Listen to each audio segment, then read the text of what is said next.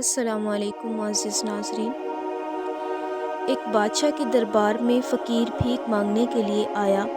بادشاہ اس دن بڑا خوش تھا، لہٰذا جب فقیر نے سوال کیا تو بادشاہ نے خلاف معمول اپنے درباریوں کو حکم دیا کہ اس فقیر کو ہمارے اس گودام میں لے جاؤ جہاں سونا، چاندی، ہیرے، جواہرات وغیرہ پڑے ہیں، اور اس فقیر کو 1 گھنٹہ کی مہلت دو۔ 1 گھنٹے میں جو کچھ یہ جمع کر سکتا ہے اس گودام میں سے جمع کر لے۔ اس پر درباریوں کو بڑی حیرانگی ہوئی اور اس فقیر پر بڑا رشک آیا کہ اس کی تو بگڑی بن گئی۔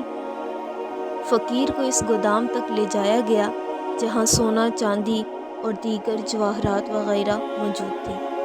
جب دروازہ کھولا گیا اور فقیر کو اندر داخل کیا گیا تو یہ دیکھ کر فقیر کی آنکھیں پھٹی کی پھٹی رہ گئی کہ کہیں سونے چاندی کے پہاڑ بنے ہوئے ہیں اور کہیں ہیرے اور جواہرات کے ڈھیر ہیں۔ فقیر سوچنے لگا کہ اگر میں یہاں سے صرف 1 ہیرا ہی لے جاؤں تو اتنا امیر ہو جاؤں گا کہ پھر کمانے کی حاجت نہیں رہے گی، اور میرے پاس تو 1 گھنٹہ ہے۔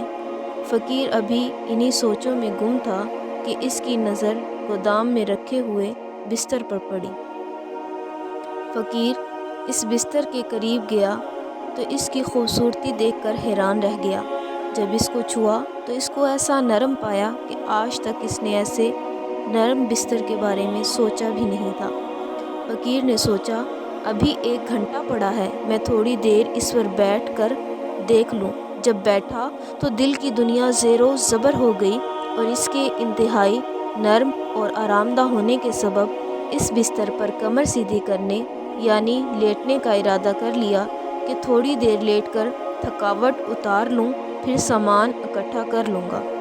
فقیر کا اس بستر پر لیٹنا ہی تھا کہ اس کی آنکھ لگ گئی اور 1 گھنٹہ تک وہ سوتا رہا۔ 1 گھنٹے کے بعد جب بادشاہ کے سپاہی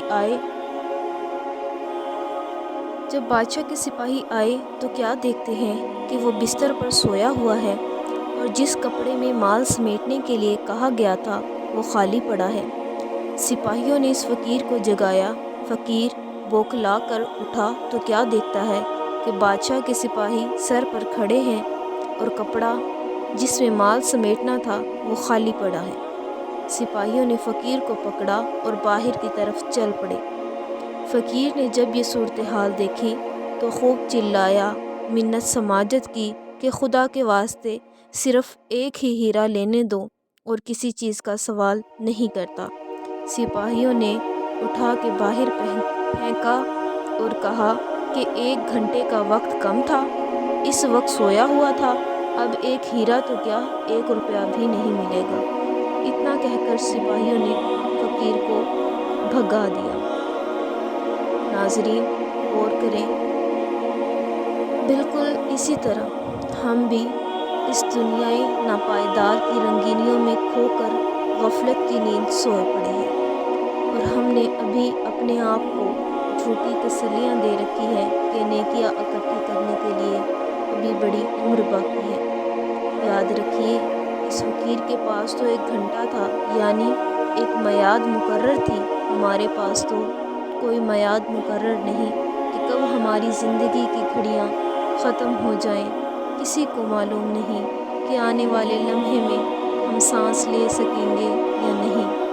اسی طرح غفلت میں پڑے اگر زندگی گزارتے رہے اور ملک الموت تشریف لے آئے تو یقین جانیے کہ ایک مرتبہ سبحان اللہ کہنے کا موتی بھی ہاتھ نہیں ملے گا۔